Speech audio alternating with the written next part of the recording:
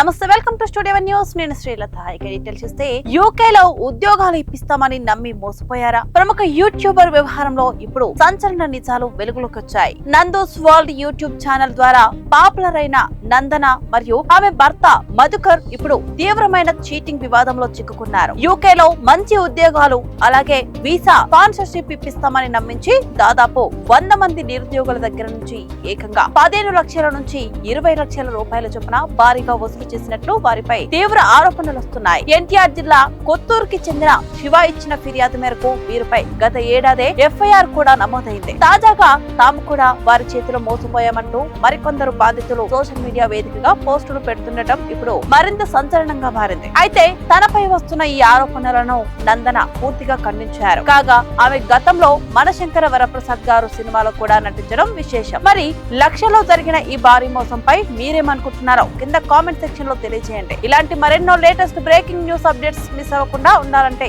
వెంటనే మన ఛానల్ ని సబ్స్క్రైబ్ చేసుకొని ఈ వీడియోని లైక్ చేసి అందరికి షేర్ చేయండి.